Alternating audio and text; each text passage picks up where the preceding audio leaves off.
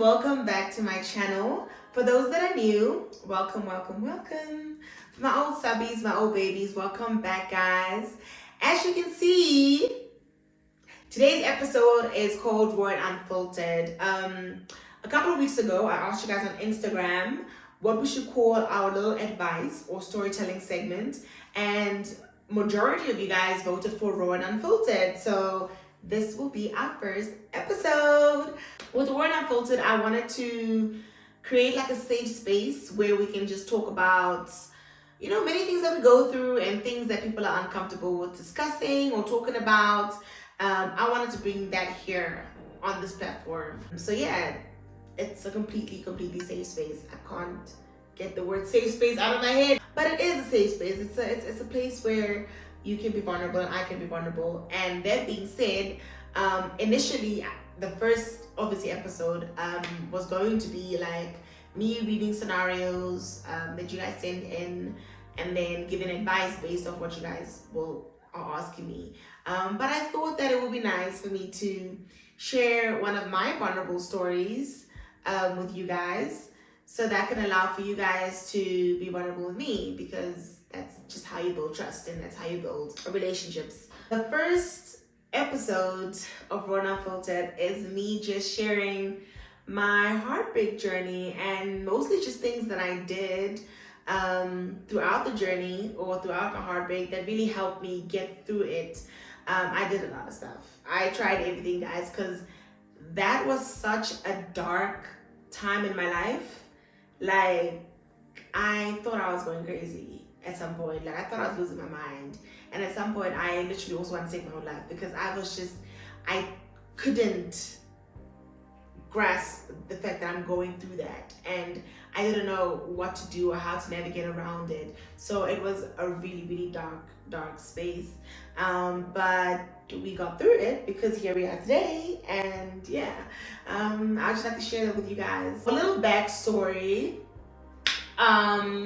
I have kissed, a couple of frogs. I've dated a few people, okay? I dated a few people. So most of my breakups, though, with those relationships they were either very mutual or I left. I've never been left. So it's very much safe to say that I've never really experienced a heartbreak, because having not been left or having been the one to leave people, I was always prepared for it, You know how they say women usually kind of prepare themselves mentally before they leave a relationship? It's true. That does happen. So my last heartbreak, I wasn't the one who left. Neither was it like a mutual thing. That person just one day decided, like, you know what, Angy, I don't want to be with you anymore. I want to be by myself. And I was just like, what? So that breakup, it really came as a surprise to me. Completely surprised, because I can remember like a couple of weeks before the breakup, I had told him, I was like, isn't it crazy how healthy our relationship has like been the couple of weeks, considering that we've been through the ups and downs. You guys know what ups and downs I'm talking about. Considering that we've been through the ups and downs, isn't it crazy how healthy it is? And he was like, yeah, it's so amazing. We need to continue communicating. And I was like, yeah. So imagine having that conversation, and then like 2 weeks after that, the person's like, you know what, I want to leave. Right. I didn't see it coming. Because I wasn't mentally prepared, and because I just didn't see it coming. And this was kind of like one of those relationships that I would consider my most serious one, just because my family was involved. Like, I was talking and thinking marriage with this person. I mean, not immediately, but eventually. I was thinking kids. I was literally thinking about my life with this person. If I think about, something, I would have them in the picture. So having that just destroyed and shattered, it put me in such a dark space. I didn't even know what was going on with myself. I was just, I felt like I was in hell. I felt that that's what it feels like when you're in hell, because it was an emotional pain, but it felt so physical. I couldn't sleep. I couldn't eat. I was crying like every single minute of every single hour. Like, I was just down bad. But looking back now, I realized that I did so many things to try and get over the heartbreak. Not even try to get over heartbreak, because those things were effective. I did so many things that helped me to get to the point where I am today.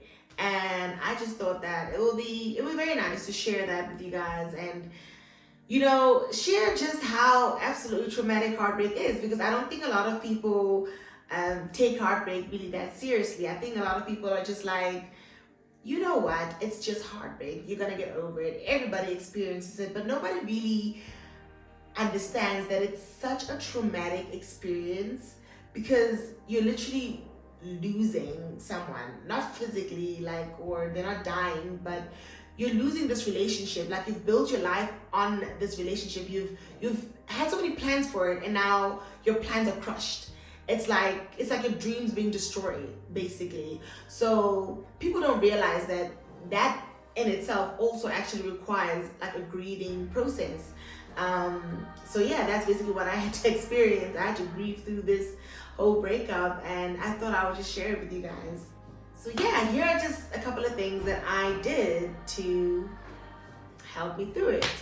First things first, I cried a lot.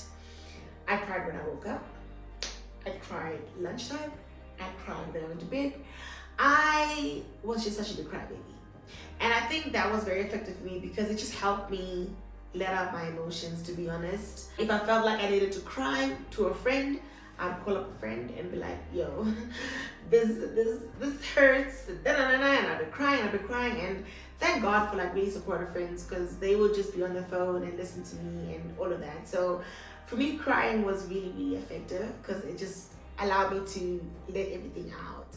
Secondly, I prayed a lot. I prayed for God to heal my heart. That was like such a repetitive prayer for me. Like, I'd be like, please heal my heart.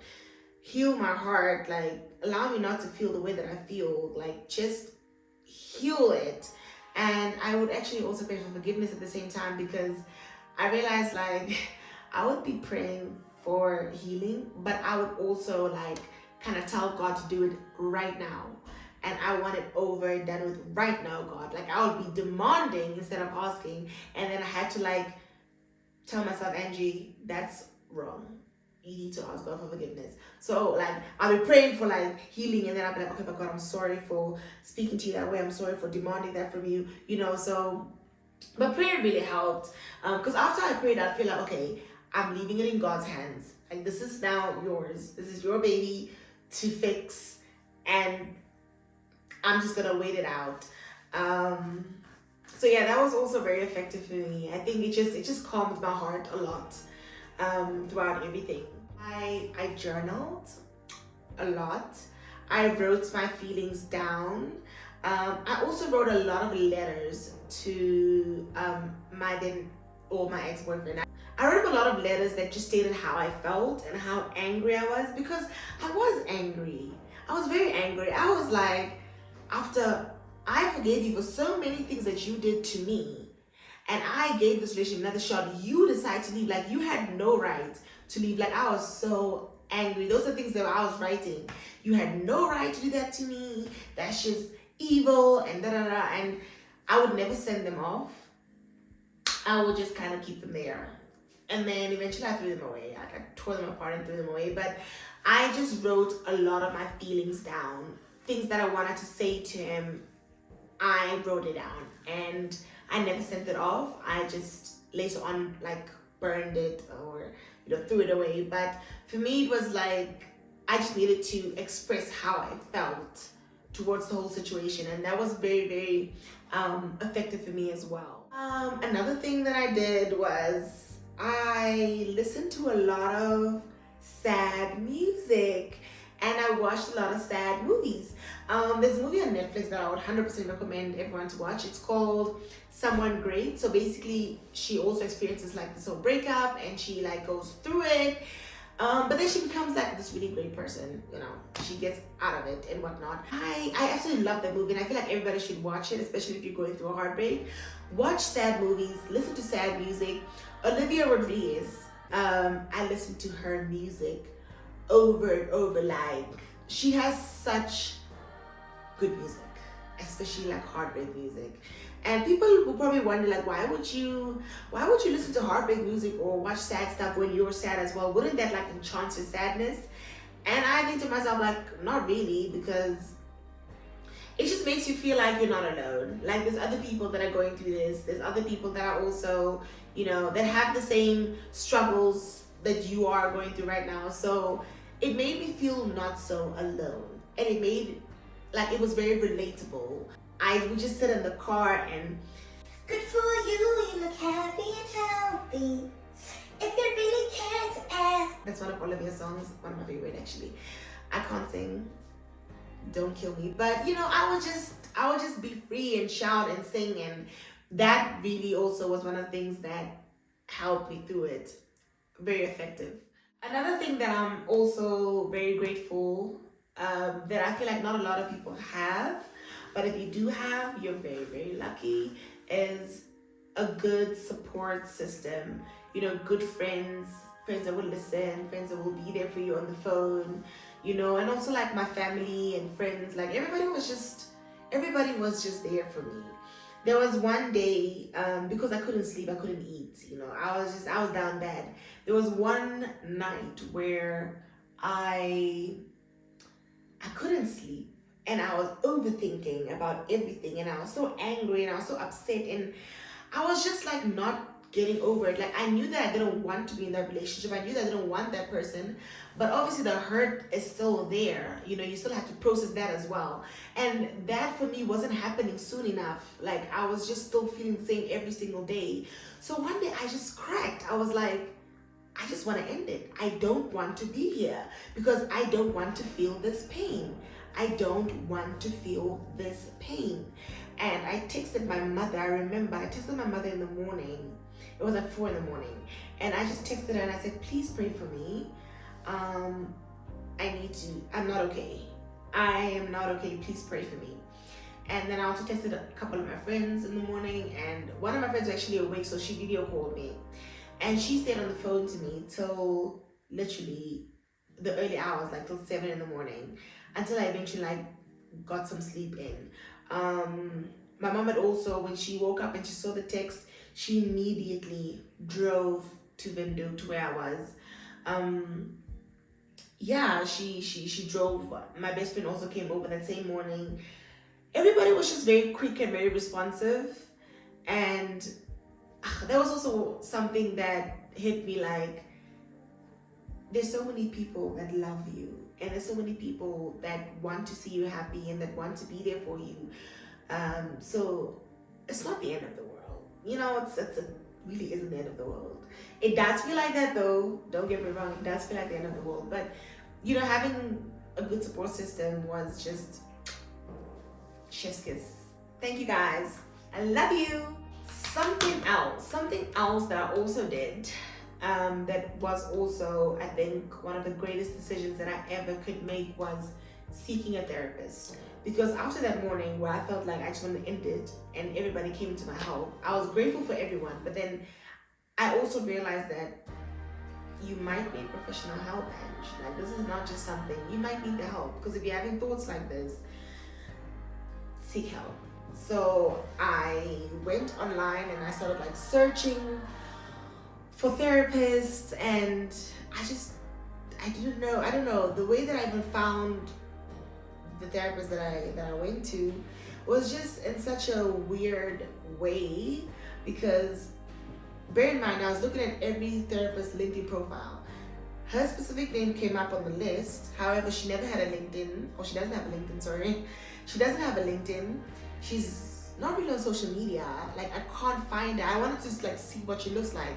But then I told myself, you know what, something just draws me to her. So I called her, and then she told me she's actually in state. She works in state and not in private. And she's obviously fully booked. Like, there's no way that she can see me, but she can recommend people for me. I said, you know what, it's okay, you can recommend, because obviously I feel like whoever you're going to recommend would probably be someone that is good. So she sent me a couple of recommendations. I called them, but they told me like they could only see me like after a month. I was like, after a month? Am I even gonna be here after a month? You know, I need their help right now. So I called her back and I told her like I couldn't let everybody's fully booked, but it's okay. Thank you so much. She said, you know what? Just come see me tomorrow. Come see me tomorrow at lunchtime. And I was like, great. Okay, I'll go see her. When I went to go see her the next day and I walked in that room, I just cried. I was just hysterical. And I started talking to her. And I had like 3 sessions with her, not a lot, but they were very effective 3 sessions. And she told me, like, I think it was towards the end of the sessions, she told me like, when she had heard my voice, when I called her that morning, she could tell like this is the voice of someone that desperately needs the help. And if she didn't get to me, like, it might have been too late or whatever. So yeah, I will actually forever be grateful to her. She's an amazing woman. Like, I don't think she even really realizes how much she actually helped and how she pretty much really saved my life, honestly. So enough with the sad stuff. That was a really sad story, but it was like a happy sad story. Something else that I did to help me through my heartbreak was move towns, because me and my ex used to live in the same town. It's not a small town, but it's also kind of like one of those towns where you probably bump into each other every now and then. So I just told myself, you know what? I don't want this person just to be like a phone call away. No, I need to just leave. I need to leave, and I need to go to a place where I'm surrounded by my friends and my family, which was obviously Windhoek. So I left the town and I moved to Windhoek, and that was a great decision for me because I was then surrounded with my people. I was surrounded by people that can support me and help me throughout this journey, and that was, yeah, very effective. Very. The thing that I did was I would write down all the negative stuff that this relationship has done to me. Like, I would write down the pros as well, but mostly the cons. I was like, he did A, B, and C, and he did this and that, and he did, and then I would tell myself, I'd look at it and be like, you see, Angie, why would you want to be with someone that did A, B, and C? Why would you want to, it's like a mind thing. Like, I literally tricked my mind into thinking or believing that this is not the right person for you, so it's okay. So I was kind of like finding things that would validate or kind of like make it okay for me not to be with this person. So it was effective, not gonna lie, because I still look at the list and I'm like, see, that's why I don't want to be with that person, because they're A, B, and C. And yeah, it was just like, no. Another stupid thing that I did, and I say stupid because I would not recommend this for everyone to do, is I downloaded Tinder. And let me just tell you guys, Tinder is not like what you would think it is, what you see in the series and in the movies. That's not what Tinder in Namibia is like. There's just a lot of weird people. There's a lot of corny people. There's a lot of people that just you wouldn't want to be with, basically. I don't know what I thought, but I told myself, like, maybe if you go out and date new people and meet new people, that, you know, it will help you get over it. And total opposite. It would like make me think, oh, this is why I was in a relationship in the first place, because, you know, it was so peaceful. I didn't have to deal with these things, you know. So Tinder just literally put me in a space where I wanted to go back, which is one of the other things that I did. I did like what do you call it? A J-back. You know, you play Tech 2, you're like, J-back, you know, I did a little reverse. There was a point where I went back to my ex, not in terms of like we went like and had a full-on relationship again, no. I was out one night and I had wine. I know, I'm just as embarrassed. I texted him like 2 in the morning. He replied 2 in the morning. He was also up and he was also out. We were both lit. I was like, I miss you. He was like, I miss you too. And I'm like, oh, what now? And he's like, why don't you come down? I went down. I took the first bus, or the first 7-seater rather, down. That was like at 6 in the morning, and I got there at like what 10, 19. But when I got there and I spent the day there, it made me realize that I didn't want to be there. Just like the little things that I picked up while I was there, it just made me just realize that actually you don't want to be in this relationship.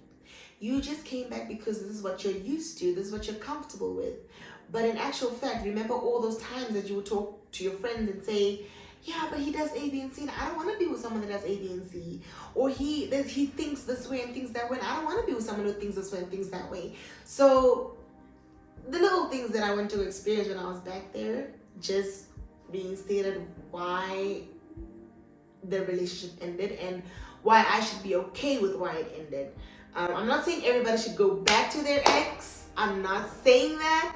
But I'm saying for me, it was something that helped me a lot. And that made me realize that it's not going to work out. Because when I got back to Windhoek, I think the next day, I blocked him off my socials. I deleted his pictures. I basically just really fully ended the relationship from my end, because what's the point of having contact if you're gonna call each other and come over and stuff like that? So yeah, I made peace after going back for some reason. I don't know why I needed it, but thank God he sent me there. Because it was really just one of those moments where I realized no. So yeah, those are the things that I did that helped me through my heartbreak. What works for me might not work for you, but it is nice to just kind of have these tools to help you navigate through heartbreak. Because when I initially, the beginning of my heartbreak, when it just hit me, I did not know what to do, guys. I was so lost and so devastated. I wish I had known, okay, fine, let it out if you have to let it out, go seek a therapist. If everything was just kind of in place for me, it would have been much easier. But hey, it's life, and life doesn't come with a manual. So to anyone going through a heartbreak right now, I just want you guys to know that it's a very temporary thing. You may feel sad now or tomorrow or the week after, but let me just tell you that it's not something that lasts forever.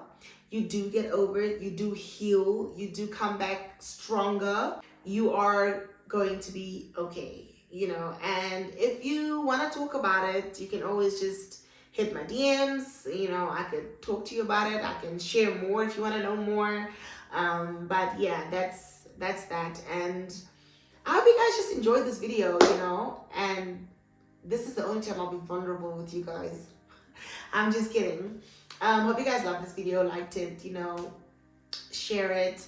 Next week, I'll be reading the little advice that you guys sent in and giving my opinion or what I think you guys should do.